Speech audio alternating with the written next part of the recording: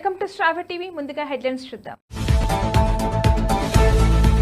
ఇందిరమ్మ ఇళ్లపైకి దేశ ప్రజలకు అమిత్ షా క్షమాపణ చెప్పాలి. ఇందిరమ్మ ఇండ్ల సర్వేలో పాల్గొన్న మార్కెట్ కమిటీ డైరెక్టర్. కొత్త సంవత్సరంలో రేవంత్ సర్కార్ అదిరిపోయే న్యూస్. మెట్రో ప్రయాణికులకు good news. Allu Arjun bouncer arrest, ఆంటోనీతో సీన్ రీకన్స్ట్రక్షన్.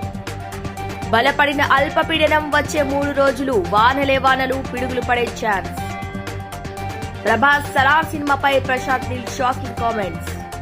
ప్రధాని మోదీ అనకాపల్లి టూర్ దాదాపు ఖరారు.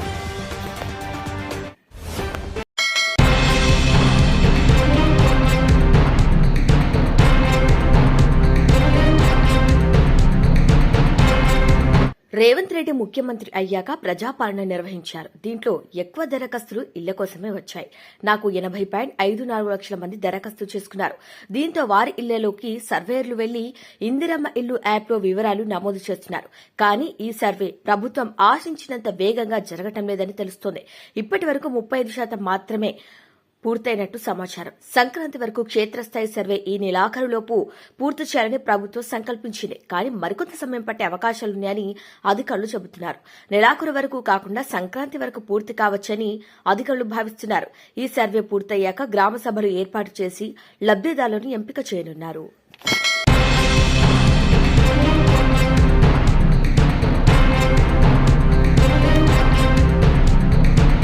షాద్నగర్ నియోజకవర్గం కేశంపేట మండలం కొండారెడ్డిపల్లి గ్రామంలో ఇంద్రమ్మ ఇండ్ల సర్వే నిర్వహించడం జరిగింది. ఈ కార్యక్రమానికి Shadnagar market committee director Trippishetti Karunakar ముఖ్య అతిథిగా విచ్చేసి కార్యక్రమాన్ని ప్రారంభించారు.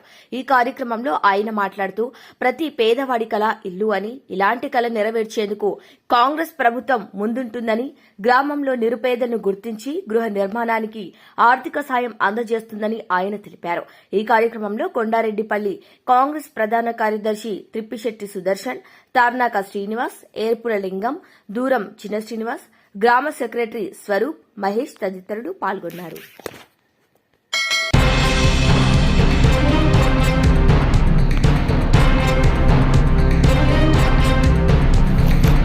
ఐదేళ్ల పాటు విద్యుత్ ఛార్జీలు పెంచమని పదే పదే చెప్పిన చంద్రబాబు నాయుడు అధికారంలోకి వచ్చిన 6 నెలల్లోనే విద్యుత్ ఛార్జీలు పెంచారని వైఎస్సార్ కాంగ్రెస్ పార్టీ రాష్ట ప్రధాన కార్యదర్శి గడికోట శ్రీకాంత్ రెడ్డి అన్నారు.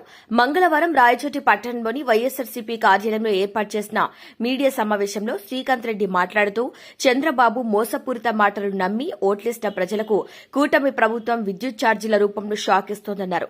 6 నెలలకే రాష్ట ప్రజలపై 16,000 కోట్లకు పైగా విద్యుత్ ఛార్జీల భారాన్ని మోపారన్నారు. డిసెంబర్ నెల నుండి వస్తున్న కరెంటు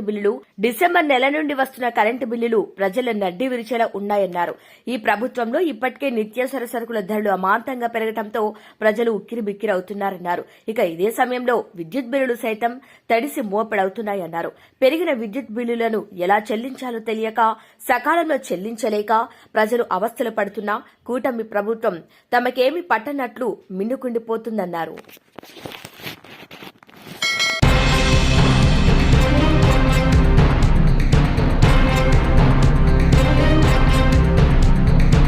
దక్షిణ కోస్తా, ఉత్తర తమిళనాడు తీరాలకు ఆనుకుని పశ్చిమ మధ్య బంగాళాఖాతంలో ఏర్పడిన అల్పపీడనం బుధవారం బలపడింది. ఇది పశ్చిమ నైరుతి దిశగా కదులుతూ వచ్చే 24 గంటల్లో బలహీనపడే అవకాశం ఉందని వాతావరణ కేంద్రం పేర్కొంది. మరోవైపు ఉత్తర భారతం మీదుగా వెళ్తున్న పశ్చిమ ద్రోణి అల్పపీడనాన్ని తేమను తన వైపు లాగడానికి ప్రయత్నిస్తోందని వివరించింది.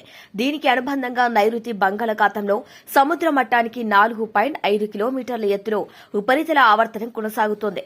దీని ప్రభావంతో రాబోయే 3 రోజుల పాటు రాష్ట్ర వ్యాప్తంగా వర్షాలు కురుస్తాయని ఐఎండీ పేర్కొంది. ఇక 3 రోజుల పాటు రాష్ట్ర వ్యాప్తంగా తేలికపాటి నుంచి మోస్తారు వానలు కురుస్తాయని అధికారులు తెలిపారు. అంటే డిసెంబర్ 26 నుంచి 28వ తేదీ వరకు దక్షిణ కోస్తా జిల్లాలో అక్కడక్కడ తేలికపాటి నుంచి ఓ మోస్తారు వర్షాలు కురిసే అవకాశం ఉంది. ఇక కొన్ని ప్రాంతాల్లో భారీ వర్షాలు పడే అవకాశాలున్నాయని చెప్పారు. బుధవారం శ్రీ పొట్టి శ్రీరాములు, నెల్లూరు, చిత్తూరు జిల్లాలో పిడుగులతో కూడిన భారీ వర్షాలు కురిసే అవకాశం ఉందని తెలిపింది. వర్షాల నేపథ్యంలో మత్స్యకారులు వేటకు వెళ్లరాదని హెచ్చరించింది. అల్పపీడన ప్రభావంతో చలి తీవ్రత పెరుగుతుందని పేర్కొంది. కనిష్ట ఉష్ణోగ్రతలు సాధారణం కంటే 2 నుంచి 4 డిగ్రీల వరకు తగ్గే అవకాశం ఉందని వెల్లడించింది.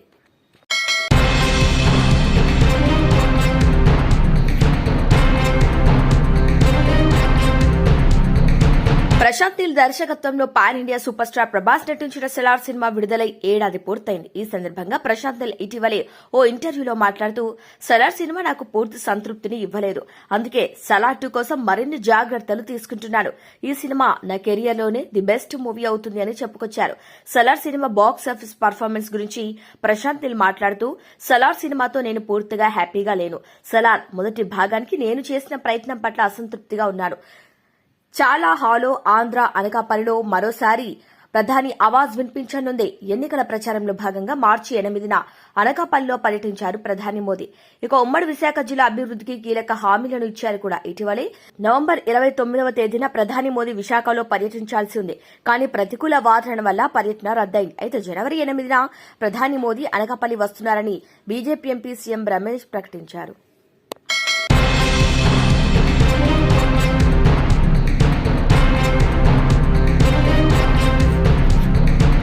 అంబేద్కర్ పైన చేసిన అనుచిత వ్యాఖ్యలకు కేంద్ర హోంశాఖ మంత్రి అమిత్ షా దేశ ప్రజలకు క్షమాపణలు చెప్పాలని పివి రావు, మాల మహానాడు జాతీయ నాయకులు మూలే మేఘరాజు, రాష్ట నాయకులు గోవురాజు డిమాండ్ చేశారు. అంబేద్కర్ పై హోంమంత్రి అమిత్ షా చేసిన వ్యాఖ్యలను ఖండిస్తూ మంగళవారం పివి రావు, మాల మహానాడు ఆధ్వర్యంలో పెంట్లవెల్లి మండల కేంద్రంలోని ప్రధాన రహదారుల గుండా అంబేద్కర్ చిత్రపటాలతో ర్యాలీ నిర్వహించి అంబేద్కర్ విగ్రహం ముందు నిరసన నిర్వహించారు. అట్టడుగు వర్గాల ఆరాధ్య దైవం అంబేద్కర్ ను అనుచిత వ్యాఖ్యలతో అవమానించి దేశవ్యాప్త ఆందోళనకు కారణమైన అమిత్ షాను మంత్రి పదవి నుండి బర్తరఫ్ చేయాలని, అమిత్ షా వ్యాఖ్యలతో రాజ్యాంగాన్ని నమ్ముకున్న ప్రతి పౌరునికి గుండెకు గాయమైందన్నారు. ఈ కార్యక్రమంలో పివి రావు, మాల మహానాడు నాయకులు గోవురాజు, బిజ్జా వెంకటేష్, గోవు తిరుపతయ్య, బోడా చెన్నకేశవ, గోపాలకృష్ణ, మూలే శివరాములు, మూలే వెంకటస్వామి, శరత్ కుమార్ తదితరులు పాల్గొన్నారు.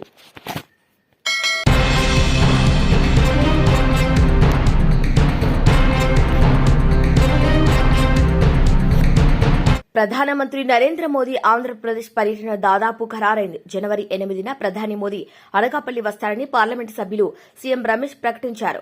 Green hydrogen hub, Arcelor steel plant సహా మరికొన్ని అభివృద్ది పనులకు ముఖ్యమంత్రి చంద్రబాబు నాయుడుతో కలిసి ప్రధాని మోదీ శ్రీకారం చుట్టనున్నారు.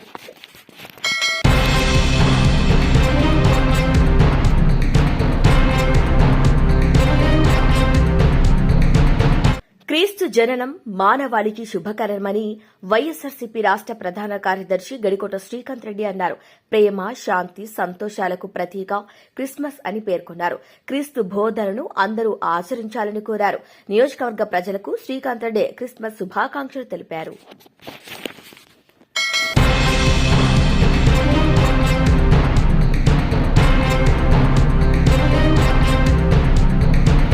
హెల్మెట్ లేకుండా ద్విచక్ర వాహనంపై ప్రయాణించే విషయంలో ఆంధ్రప్రదేశ్ హైకోర్టు గట్టిగా మందలించింది.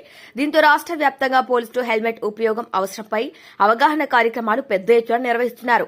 గుంటూరు జిల్లాలోని పలు చోట్ల డీఎస్పీల ఆధ్వర్యంలో హెల్మెట్ పెట్టుకుని పోలీసులు బైక్ ర్యాలీలు నిర్వహించారు. అంతేకాకుండా కాలేజ్, రద్దీకూడలో కూడా సమావేశాలు ఏర్పాటు చేసి హెల్మెట్ ధరిస్తే వచ్చే ఉపయోగాల గురించి చెబుతున్నారు. అయితే వీటన్నింటికి భిన్నంగా గుంటూరు ట్రాఫిక్ సీఐ అశోక్ కుమార్ ఏర్పాటు చేసిన అవగాహన కార్యక్రమాన్ని పలువురు ఆకట్టుకుంది. అంతేకాకుండా ఎస్పీ నుంచి ప్రశంసలు కూడా అందాయి. గుంటూరు మార్కెట్ సెంటర్లో యమధర్మరాజు వేషంలో ఉన్న వ్యక్తితో వినూత్నంగా అవగాహన కార్యక్రమం నిర్వహించారు.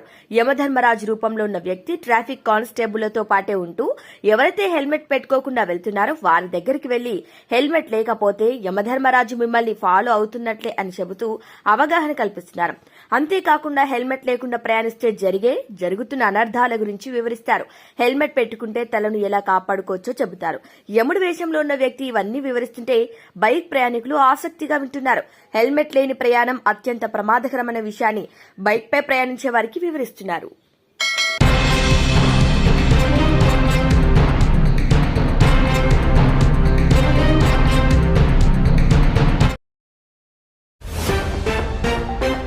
ఇందిరమ్మ ఇళ్లపైకి దేశ ప్రజలకు అమిత్ షా క్షమాపణ చెప్పాలి.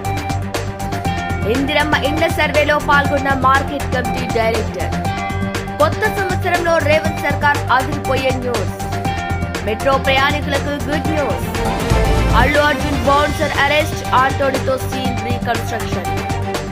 బలపడిన అల్పపీడనం వచ్చే 3 రోజులు వానలే వానలు, పిడుగులు పడే ఛాన్స్. యముడు ఫాలో అవుతున్నాడంటే మీరు తప్పు చేసినట్టే, జాగ్రత్త. ప్రభాస్ సలార్ సినిమాపై ప్రశాంత్